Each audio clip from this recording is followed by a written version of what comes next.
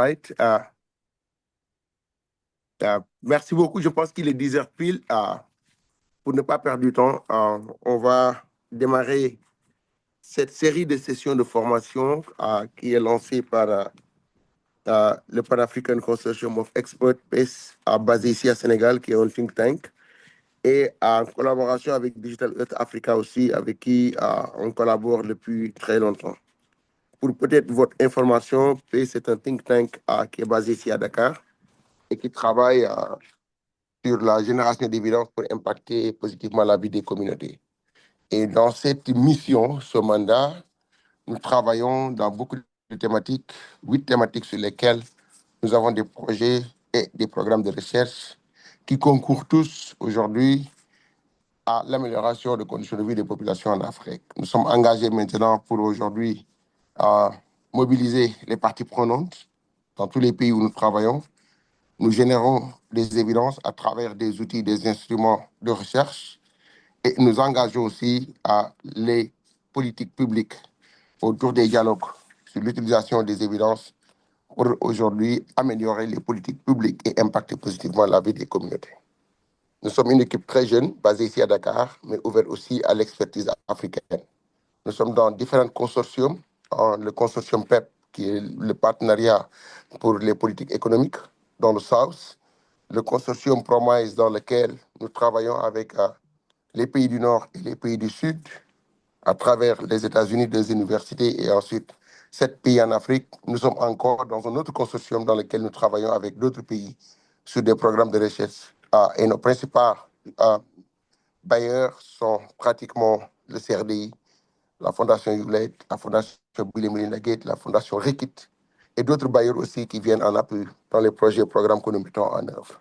Nous travaillons aussi avec l'agglomération de Lorient sur des projets que nous mettons en œuvre ici au Sénégal au bénéfice des municipalités dans les pôles territoires. Notre partenaire Digital Earth Africa est aujourd'hui une grande organisation contribuer au suivi des ODD, mais particulièrement l'amélioration des politiques publiques. L'inclusion par la donnée est le point fort dans ce que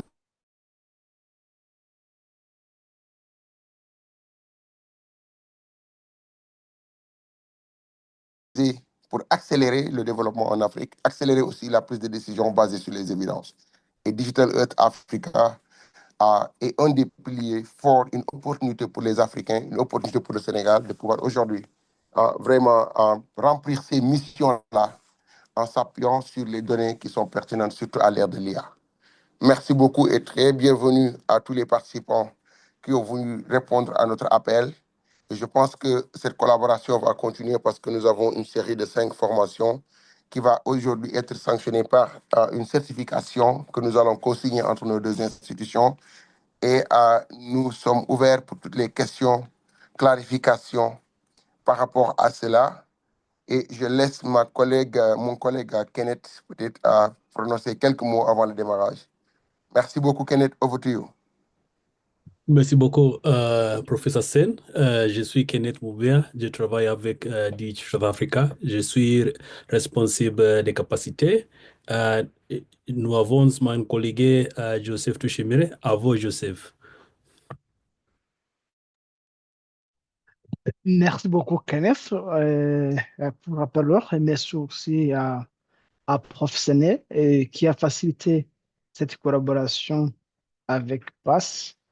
Et on a pu organiser cette série de formations qui consistera à introduire les participants aux plateformes de DiAfrica pour le suivi de différents phénomènes sur le continent africain. On a travaillé ensemble, on a développé des termes de référence, comme vous voyez, et le plus important en sera que nous allons nous focaliser d'abord. Aujourd'hui, on va commencer la première séance qui va porter sur l'introduction du programme de DiAfrica et l'introduction sur nos plateformes et l'introduction, l'échange, bien sûr, Euh, mais aussi, on va avoir une séance pratique. On pourra explorer nos plateformes, surtout les cartes de DAFrica, conditions de DAFrica Map. Et quand on a la sandbox qui est en maintenance, on va l'utiliser la fois prochaine. La deuxième séance va consister à l'introduction du programme et surtout à le suivi des sous-anneaux, parce que l'Afrique a pas mal d'outils pour le suivi sous-anneaux sur le continent africain.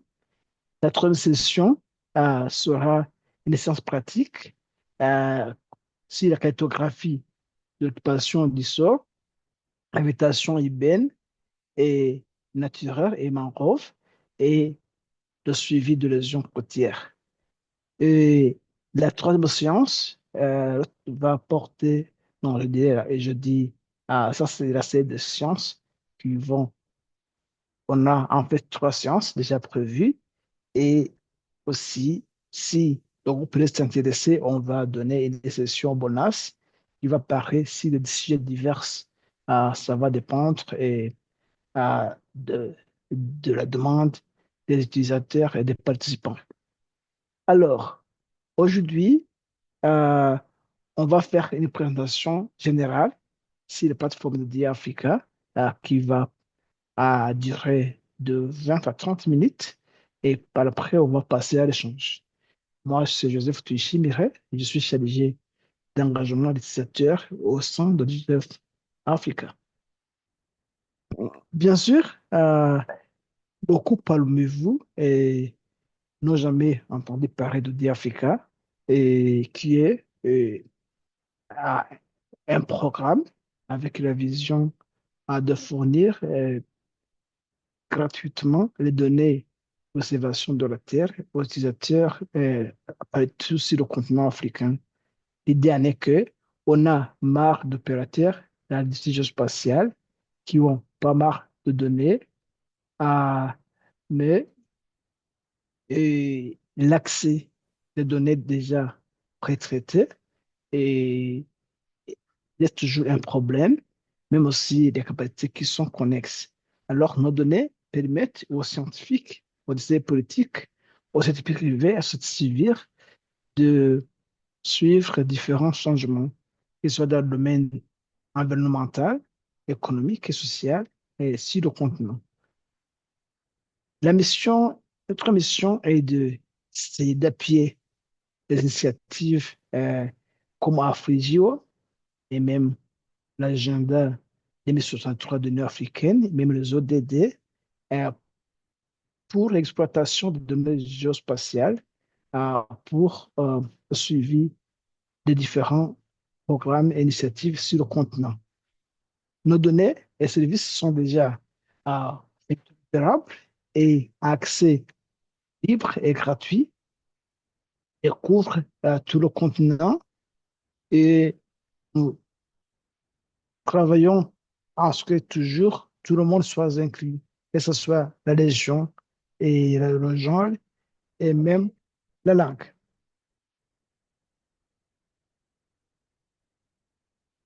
Nous remercions nos partenaires, surtout le Centre de suivi écologique au Sénégal et d'autres à travers le continent qui ont contribué à l'identification des différents besoins sur le continent, au développement de différents services et produits, et les validations et la dissémination à travers le continent. Et ensuite, comme vous voyez sur la carte, nous collaborons avec des institutions régionales, comme ici, comme je disais, OSS c'est en Tunisie, Agrimet au Niger, Afriste au Nigeria, et le CMRD au Kenya, et d'autres agences nationales spatiales et pour le développement, validation et dissémination des produits. Mais ce que nous faisons, nous nous alignons aux ODD et récemment, on a fait pas mal de formations sur l'utilisation de nos plateformes pour la quantification et le plotting des indicateurs ODD. Nos données et services sont hébergés sur le serveur AWS en Afrique du Sud. Actuellement, on a à peu près 4 pétaoctets de données et nous le remercions différents partenaires qui ont fait et au développement et à la dissémination des différents services et produits au niveau continental.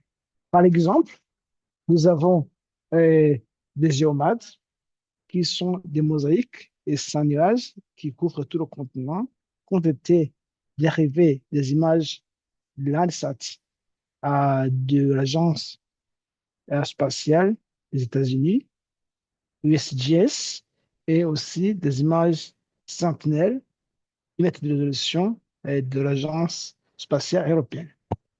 On a fait la cartographie des cultures à travers le continent pour identifier les zones cultivées et on a récemment développé la couverture fractionnée qui nous permet de suivre la vie à travers le continent et NDV qui nous permet de suivre la santé des plantes et des cultures en général. Le réseau des eaux à partir de l'espace qui nous permet le suivi des eaux à long terme. Et enfin, on a le service Coastline qui a été co-développé et validé en collaboration avec le Centre de suivi écologique qui couvre tout le littoral du continent africain.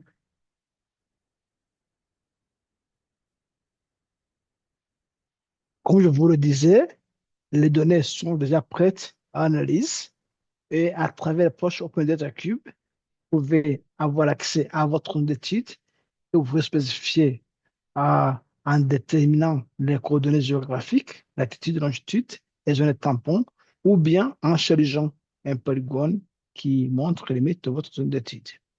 Et tout accès est gratuit, même pour les usages commerciaux. Et d'ailleurs, nous encourageons le secteur privé de capitaliser des capacités de nos plateformes et services. Et nous savons que et les capacités restent toujours limitées au niveau continental. C'est pourquoi nous avons mis en place, sur place la plateforme d'apprentissage en ligne où on a des cours d'introduction au cours de Python pour le traitement des images satellitaires, mais aussi on a euh, d'autres cours spécifiques comme le suivi des eaux. Et récemment, on a mis l'outil de suivi de la dynamique de l'évolution climatique et aussi le suivi des zones humides, comme je vais le montrer à la fin. Nous sommes conscients que on a besoin de diversifier les plateformes que nous utilisons. Il y en a qui veulent juste explorer comme à haut niveau. C'est pourquoi on a mis la plateforme MAP qui est basée sur le principe du mapping. Vous pouvez explorer les données existantes, faire des sélections de changements et même échanger un lien avec votre groupe de travail. Et comme ça, vous pouvez avoir l'idée de ce qui se passe, mais sans statistiques.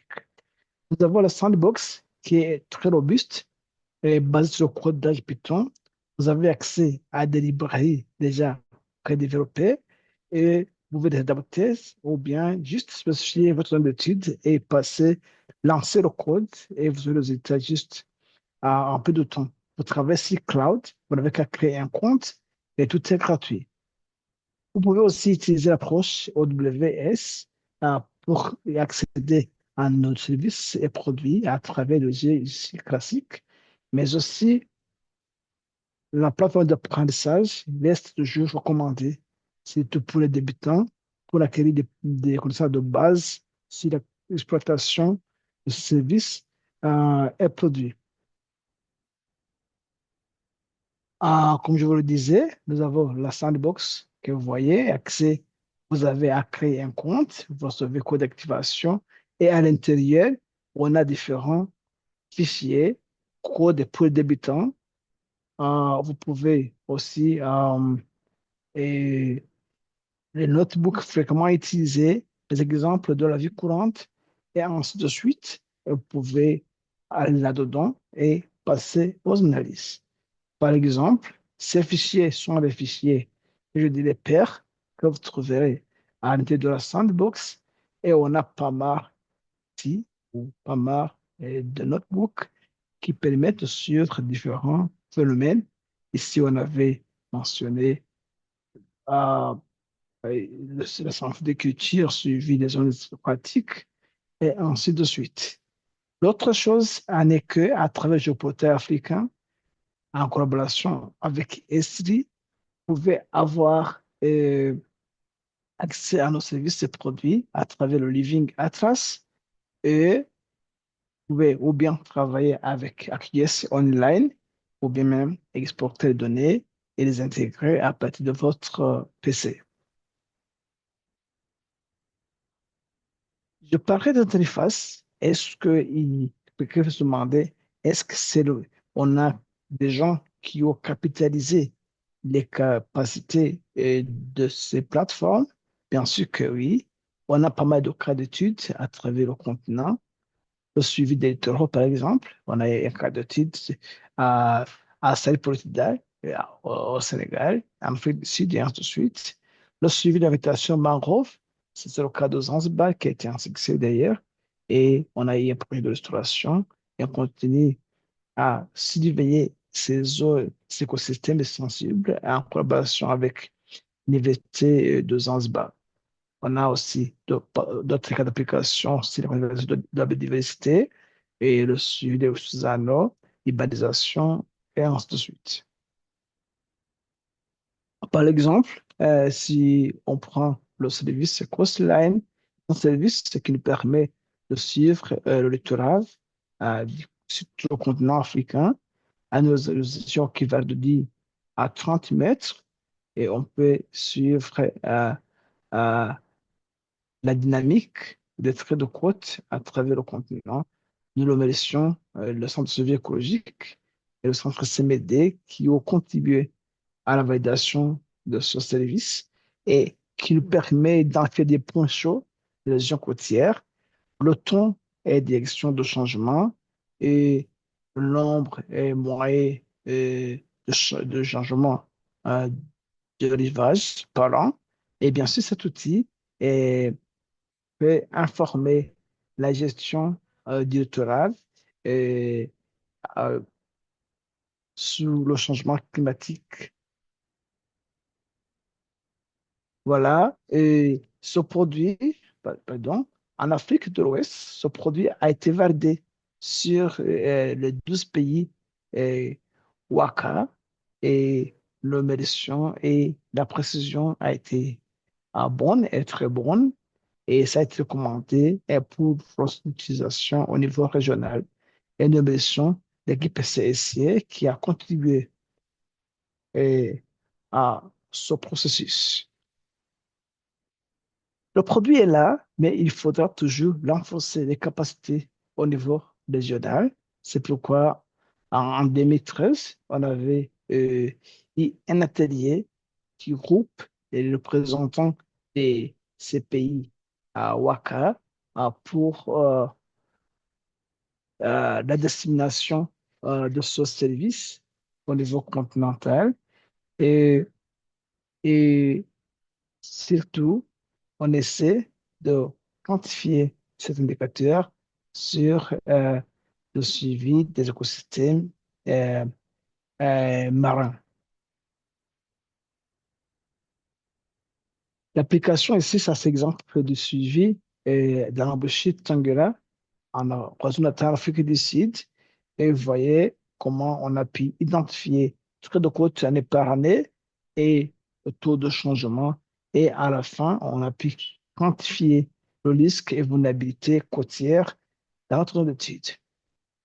Ce service est aussi disponible à travers le géoportail africain et on a aussi développé un dashboard qui permet d'identifier l'érosion côtière pays par pays. Et si un clic sur un pays, vous pouvez identifier la direction de changement et même les populations impactées par ce changement, comme je vais le démontrer d'ici peu de temps.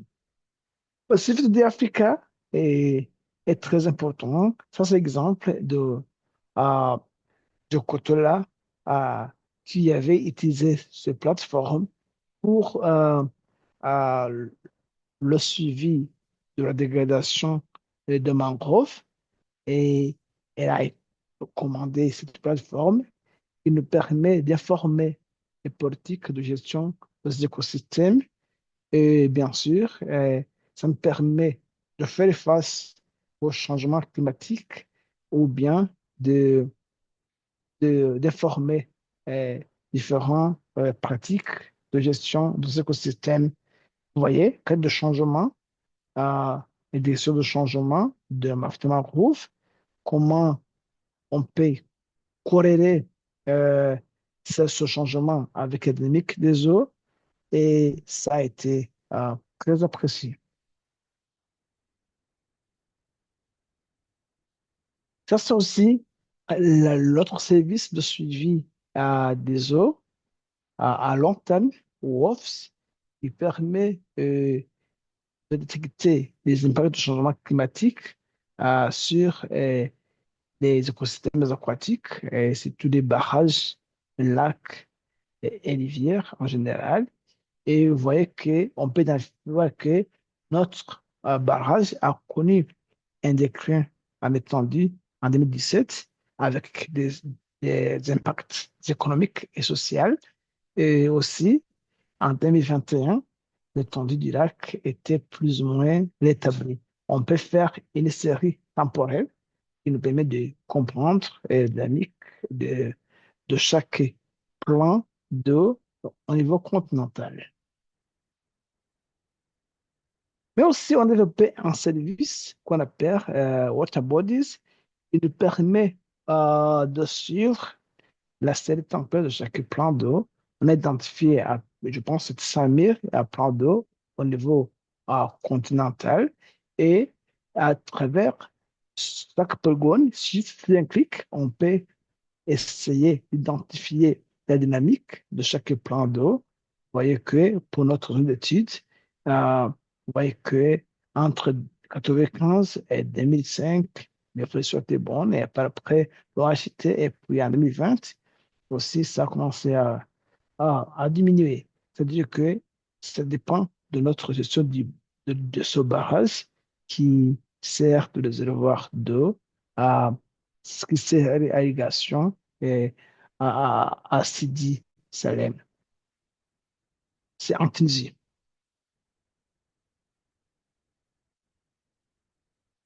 On peut aussi faire des techniques de changement, cartographier la dynamique d'un plan d'eau, mais aussi combiner avec les données, avec partie carte, avec euh, le graphique qui montre les statistiques et voir dans quelle année on a eu le niveau maximum, dans quel on a eu le niveau minimum de notre plan d'eau qui a été identifié, comme vous voyez, par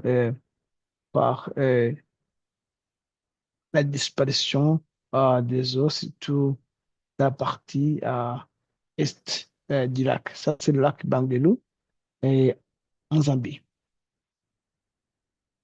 L'autre service qui a été développé en collaboration avec le Centre de suivi écologique au Sénégal, c'est la cartographie des zones humides où on a fait, et on a pris des échantillons, on a utilisé des indicateurs comme le modèle d'évaluation de terrain, euh, à la top, ouais, je dis, la pente et la position topographique et l'humidité et ainsi la profondeur en eau. Et par après, on a fait une classification binaire des zones humides et, et aussi on est passé à la classification de chaque type des zones humides. Et par après, et on a on a produit une carte de probabilité des zones humides sur le continent et le produit étant, a été validé au Sénégal, Uganda, Kenya, en Afrique du Sud. Et, et, et comme vous voyez, ça c'est le cas du Sénégal, la mission équipe scientifique écologique, où la classification BINED a obtenu une précision de 93,20%, alors que la classification de type des zones humides a obtenu une précision de 64,18%. Mais ici, si la classification des types, on a côté de données de terrain qui, sans doute, pourront nous aider à améliorer la précision jusqu'au-delà de 90%. Et récemment, on a un cours en ligne qui permet d'utiliser cette approche, euh, ce flux de travail pour l'indication des zones limites. Et ce cours est en ligne et c'est gratuit. Et ça va commencer et bientôt. C'est disponible en anglais et en français.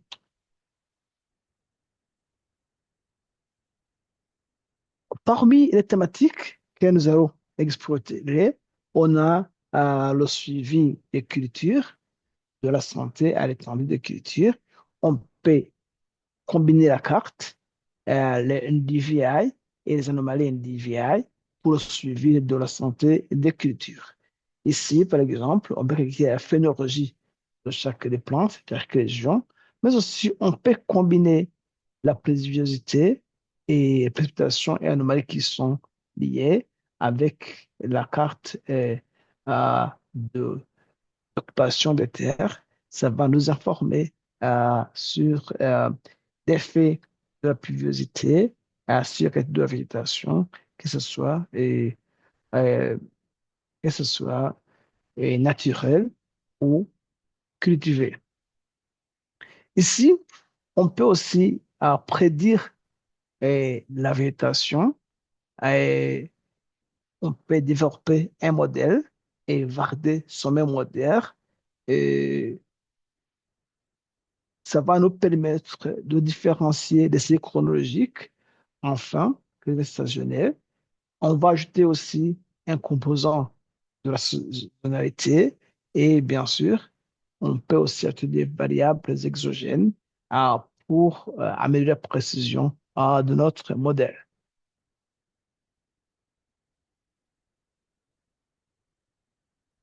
Et ça, c'est ce que je viens de montrer, qu'on peut aussi combiner NDVI et précipitation. Imaginez pour des pays qui dépendent surtout de la pluie pour les saisons de culture. Et ça, c'est très important parce que si la pluviosité est traitée par une anomalie prononcée, ça va sans doute affecter la récolte et on peut analyser la série temporelle pour voir dans quelle région intervenir, mais aussi quelles sont les dates critiques pour la prise de décision. L'autre chose, l'anomalie de végétation, on peut suivre ça et on peut calculer la climatologie individuelle pour une région donnée, mais aussi comprendre les statistiques qui sont liées comme l'écart type et aussi les résidus, les anomalies standardisées, si je peux dire. Ça, c'était le cas euh, le cas de la suivi de la végétation en général au niveau continental. Mais aussi, à travers nos plateformes, on peut suivre l'urbanisation parce que vous savez que les zones urbaines s'étendent au cours du temps et bien sûr, il faudra comprendre la vitesse à laquelle ces zones s'étendent et voilà, et dans quelle direction. C'est-à-dire qu'on peut quantifier les statistiques. Par exemple, ici, on voit qu'entre 2007 et 2021, les lobbies s'est expandé d'environ 20 km². Et si on essaie de voir vers la périphérie sud et est de la capitale. Et cela peut nous aider à informer euh, des politiques d'urbanisation dans différents pays. L'autre chose en est que on peut quantifier la couverture des arbres euh, d'une ville à l'autre. Ça, c'est informer le concept de ville verte sur le continent. Ça, c'est l'exemple de Koumassi. Vous voyez qu'en de 2020, on a eu en général augmentation des arbres, de couverture et des arbres au niveau de la ville. Même chose que pour Nairobi. Et ce service a été développé en collaboration avec le club du Sahel et de l'Afrique de l'Ouest, où on a combiné les quatre occupations de terre, surtout de l'Agence spatiale européenne. Ici, par exemple, on a comparé 2021, 2021 et euh, vous voyez que en considérant l'espace vert, il y a eu augmentation et bien sûr, en considérant aussi la couverture des arbres, on a eu une augmentation. C'est très important pour informer les concepts d'économie ou de vie verte sur le continent. On peut aussi utiliser des données euh, provenant d'autres sources. Ici, c'est comme euh, les données d'empreintes euh, de peuplement mondial et pour essayer de comprendre la dynamique des différentes régions. Ça, c'est l'exemple de la vie de Sousse en Tunisie. Et vous voyez comment la vie s'est expandue, la population s'est accrue, a trouvé 5 jusqu'à nos jours, et une croissance exponentielle. Et même la carte nous montre comment euh, tout s'est déroulé. On peut aussi informer des pratiques de gestion des aires protégées. Ça, c'est l'exemple des œuvres naturelles d'Apampama qui a été affecté par le voyage et par l'après. Euh, Après avoir essayé d'identifier les zones à exploitation minière en collaboration avec l'Institut national de statistique du Ghana, on a informé euh, des pratiques qui visent à préserver cette réserve naturelle qui avait été affectée par l'exploitation minière. Aussi informer la cartographie des zones brûlées, avec dans certaines régions, pendant les saisons sèches, les feux de brousse sont un grand danger non seulement sur la biodiversité, mais aussi sur l'économie, parce qu'il y a brûlé des forêts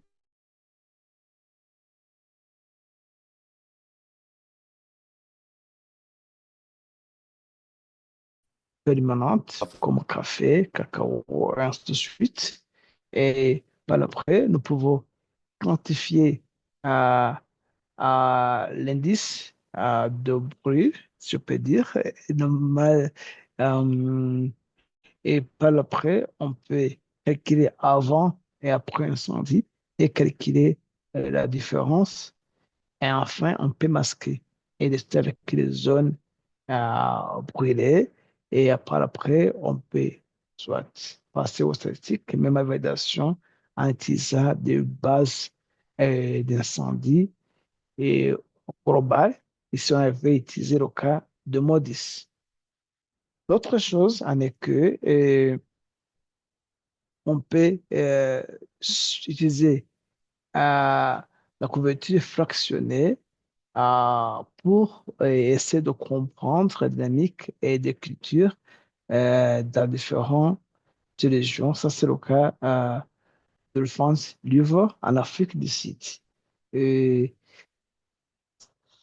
ce service, à résolution de 30 mètres, couvre des décennies et ça pourrait non seulement informer et sur la santé de l'habitation des cultures en général, mais aussi informer des pratiques de gestion et différents phénomènes et, sur le changement climatique. L'autre chose, nous contribuons toujours à la quantification et le plotting des indicateurs ODD. Ça, c'est l'exemple de l'atelier à Tunis en décembre 2024 où on essaie de renforcer la capacité des différents pensionnaires de l'Agence nationale de statistique, de l'Agence nationale pour la protection de l'environnement, du ministère de la Culture et de l'Agence pour la protection du littoral euh, en Tunisie. L'idée en était que euh, on peut quantifier ces indicateurs de façon plus rapide, plus facile et aussi qu'on peut l'appliquer à n'importe quel moment.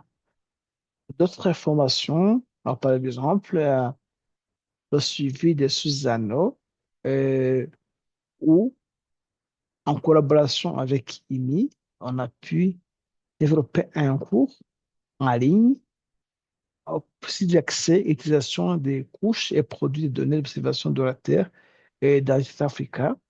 Et on peut identifier la végétation et, cultivée et aussi sous-alors sur le continent africain.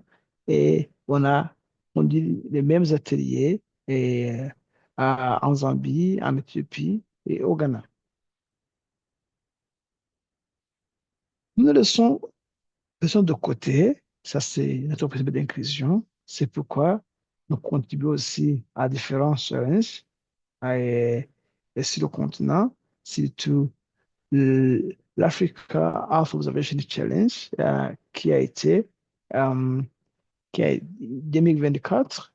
Vous voyez, on a eu pas mal de participants et ceux qui ont gagné ont reçu des prix, mais aussi on supporte d'autres initiatives comme les Youth Mappers, Women GIS, tout pour essayer d'amener à bord différents acteurs de l'industrie géospatiale sur le continent africain, mais aussi pour inviter, motiver les gens à changer d'approche parce qu'on est dans l'ère du big data. Il faudra utiliser des approches qui nous permettent d'analyser un grand tas de données juste sur un clic ou bien d'utiliser des méthodologies qu'on peut répliquer euh, dans l'espace et dans le temps.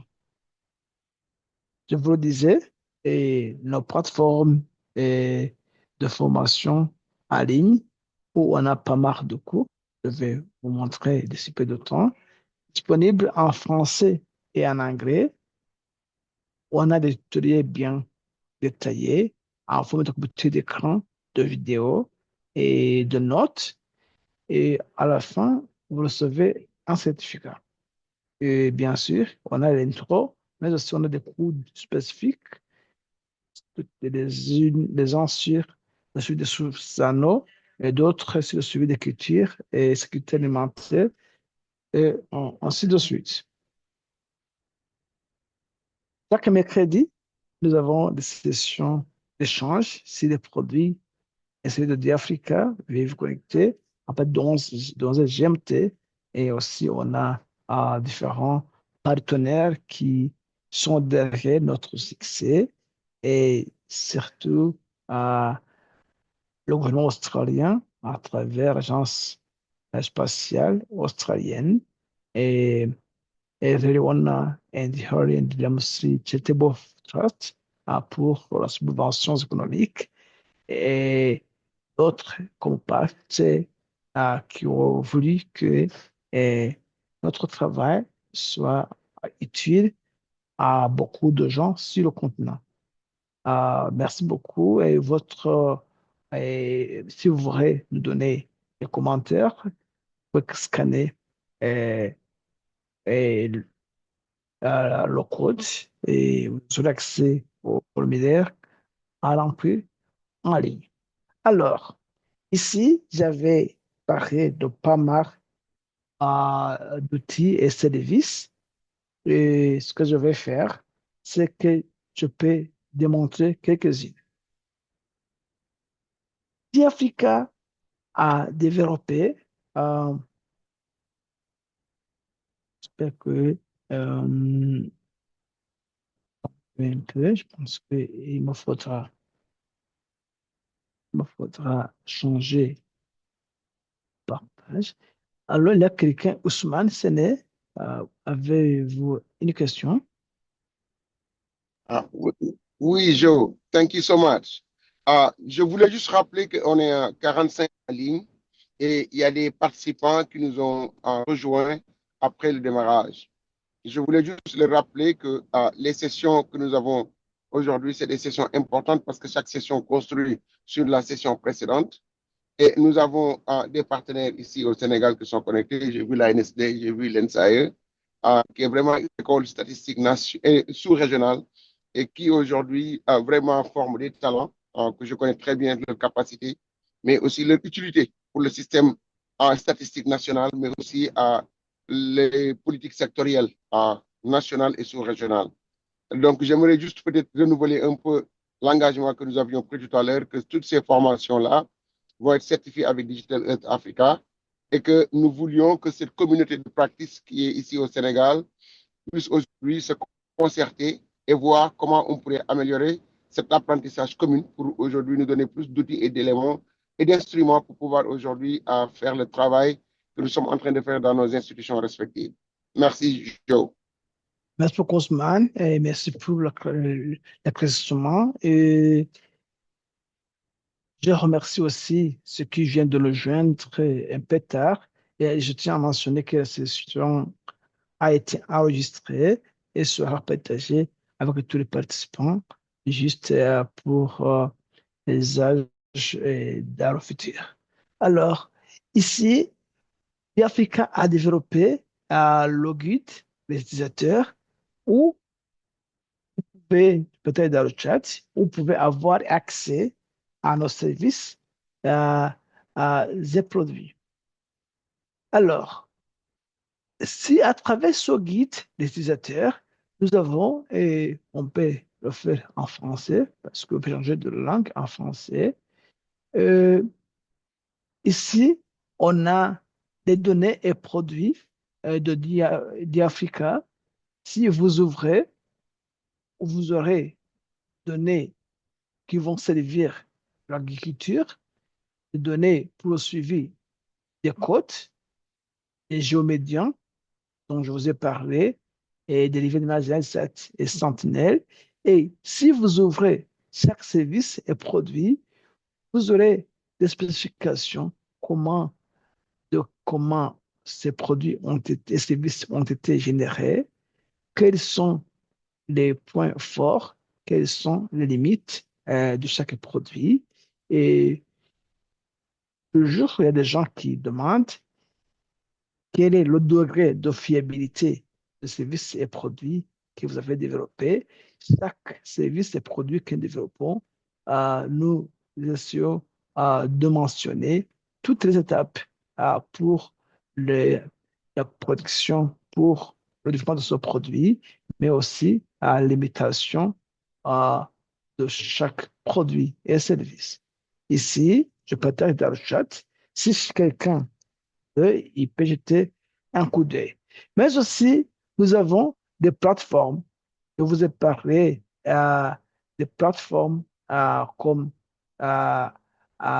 les cartes de DiAfrica, que nous appelons DiAfrica Maps.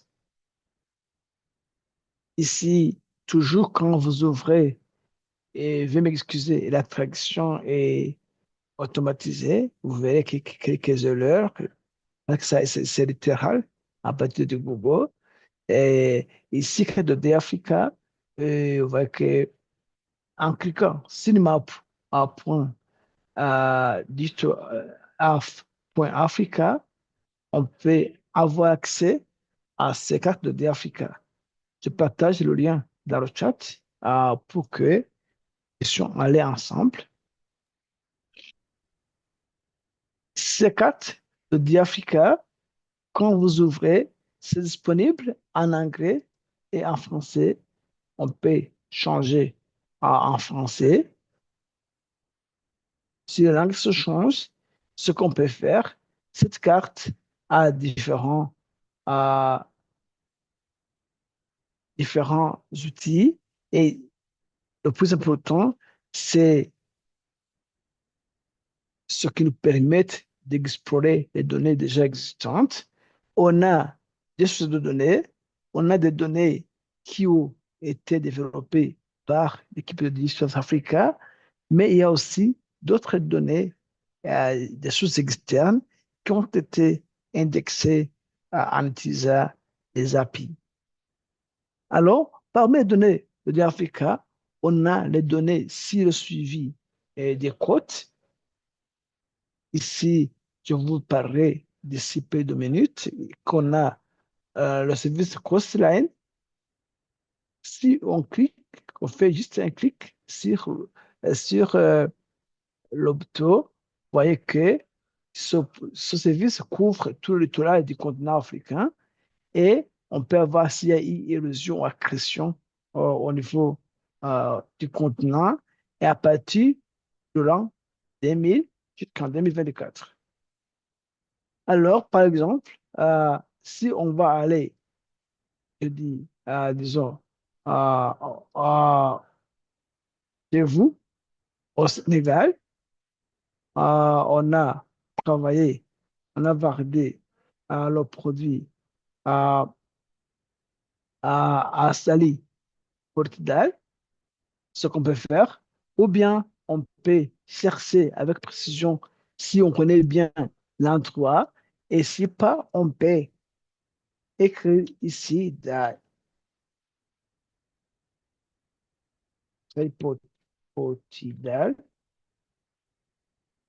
Portugal, Portugal, Sénégal, et ça va nous amener vers l'endroit où on a des travaux de protection ici. On peut, en zoomant, on peut voir euh, l'esprit de côte pour chaque année, comme vous voyez. Mais si on va diminuer le zoom, on peut voir aussi euh, le taux d'érosion côtière, CAI, érosion ou accrétion, et bien sûr, avec un intervalle de confiance. Alors, ce produit peut être utile euh, pour le suivi de différents traits de côte du continent. Et comme je vous le disais avant, c'est qu'on peut générer un lien partageable et qu'on va mettre dans le chat. Comme ça, c'est juste un clic, vous aurez accès et, à- au même contenu que j'ai exploré avant. On peut aussi passer au suivi euh, des plans d'eau en utilisant le service Water Bodies, par exemple. Euh, si on reste à- au Sénégal, par exemple,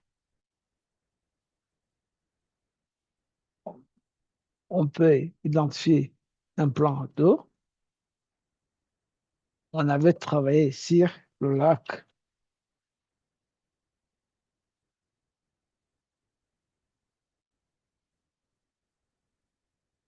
de Guise.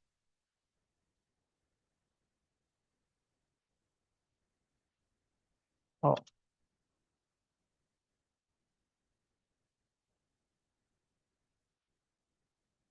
oh, c'est ça qu'on écrit. Oui, on avait travaillé sur le lac de Guise au Sénégal, par exemple. On peut essayer d'utiliser notre service à Water Bodies. Ok. Ce que je vais faire, je vais commencer d'actualiser ma fenêtre. Alors,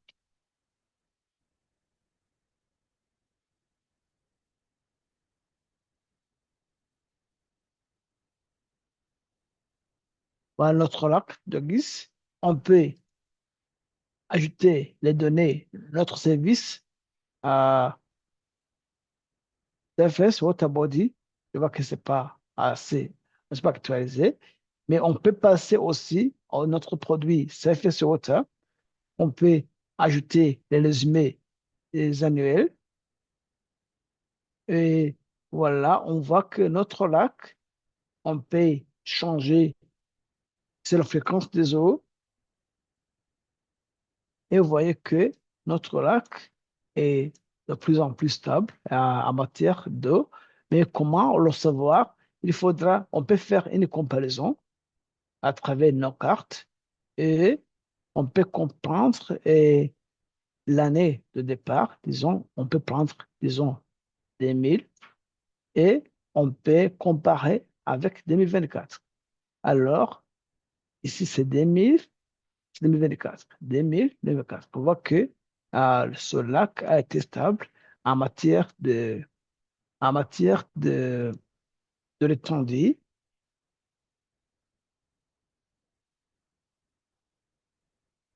Je vois Claude qui dit que c'est un peu rapide. Claude, et je vais essayer d'aller un peu lentement.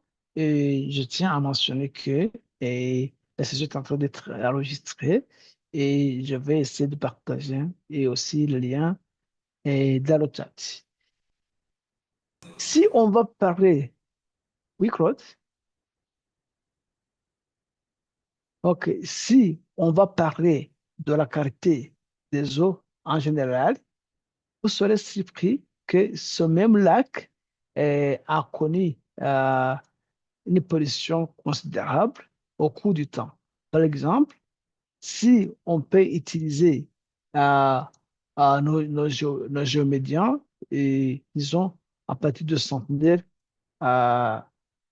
de nos mosaïques sonneurs qui couvrent tout le continent, on peut essayer de voir le contenu en chlorophylle qui euh, est un indicateur de l'eutrophisation pour un plan d'eau. Et ça ne va pas assez rapidement. Voilà, ça c'est l'année 2024, mais aussi on peut faire une comparaison. Disons, on peut comparer l'année, disons, à 2017 à 2024. Vous voyez que en 2027, le contenu en chlorophylle était plus 2027-2024 était plus élevé par rapport à 2024. C'est-à-dire que on peut dire, on peut se contenter, se féliciter des efforts qui ont été menés pour réduire la pollution de ce plan d'eau qui a une importance capitale pour le pays. Voilà, je peux aussi partager le même lien dans le chat pour que tout le monde puisse en avoir accès et explorer ce service à, à, à, à ces produits de DAfrica. On peut explorer d'autres euh, d'autres services et produits à travers Red Africa, même il y a une invitation. Nous avons nos données dont je vous parlais, comme à fractional cover, activité fractionnée euh, au niveau continental.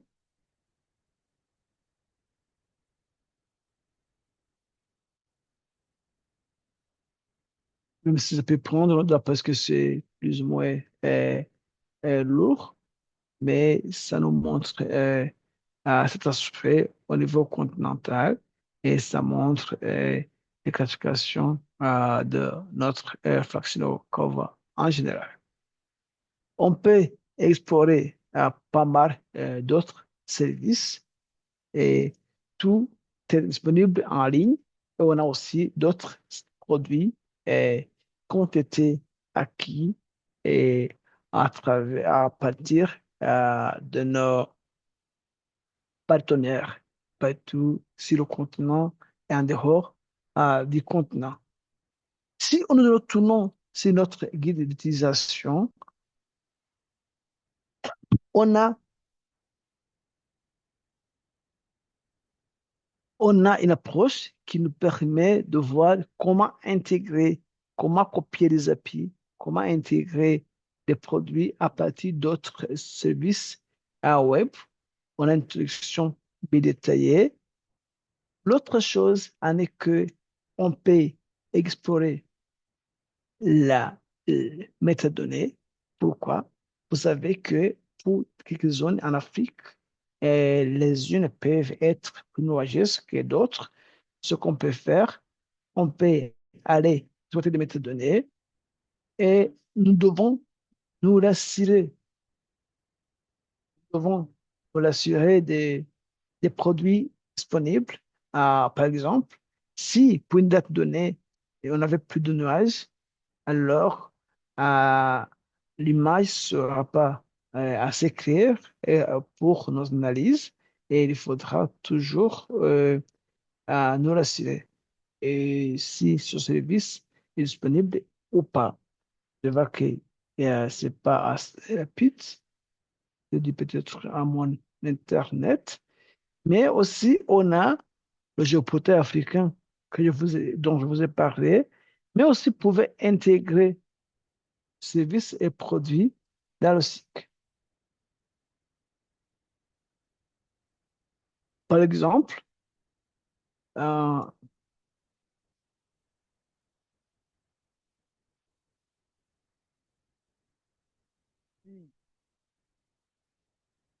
si vous allez à travers le géoportail africain par ici et que vous cliquez sur le dit Africa sur le portail africain, vous aurez accès euh, à notre service et produit, introduction, qui est pourquoi dit Africa, qu'est-ce qu'on a, comment explorer ces images. Et enfin, à la fin, vous aurez sans doute euh, accès au dashboard qui nous permet de suivre l'évolution de régions côtières sur le continent. Je pense que ici, on dit que la page n'est pas disponible, mais je vais utiliser d'autres ressources pour y arriver. Alors, l'autre chose, on parlait de l'exploitateur des métadonnées. Euh, vous voyez que ici, on a des produits qui ont été classés par code et chaque produit est défini. Ici, on a définition et, de chaque abréviation en plus de mots. Imaginez que nous allons faire une analyse qui se base sur le géomad dans le SAT8 pour notre zone de titre. Ce qu'on veut faire, nous allons nous assurer que ce produit à géomad, dans le SAT8 est disponible. Ce qu'on va faire, on va, on va lancer l'exploration à travers l'explorateur de métadonnées et nous assurer que cette image ou ce produit ou service disponible est désolé, l'Internet n'est pas assez rapide. Voilà, on a des grilles, par exemple, nous pouvons essayer d'agrandir notre service, notre fenêtre, je dirais. Et par exemple, pour Dakar, ici, nous pouvons faire un clic sur, euh,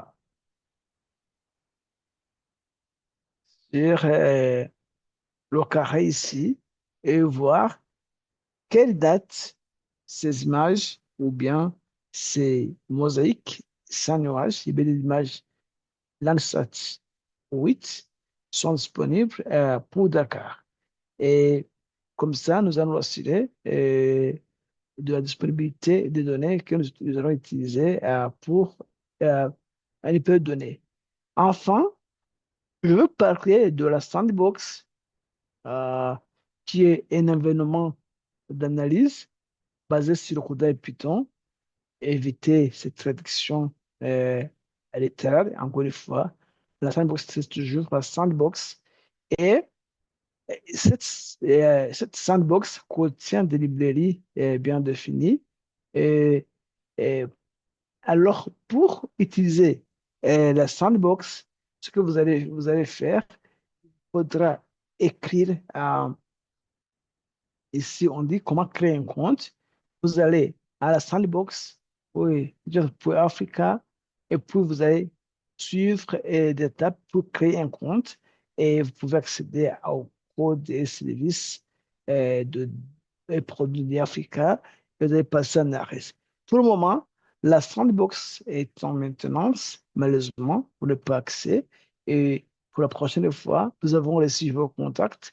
Nous allons vous garantir et l'accès. Alors, peut-être que j'ai été très long pour aujourd'hui, mais ça valait la peine d'accéder à la session d'introduction.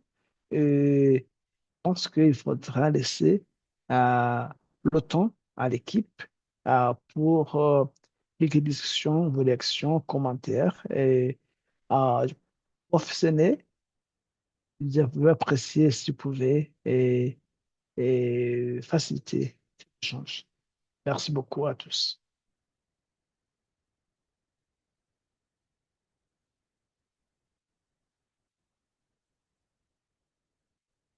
Si quelqu'un a les questions et commentaires, veuillez allumer votre micro et vous pouvez poser votre question et on va passer à la séance d'échange.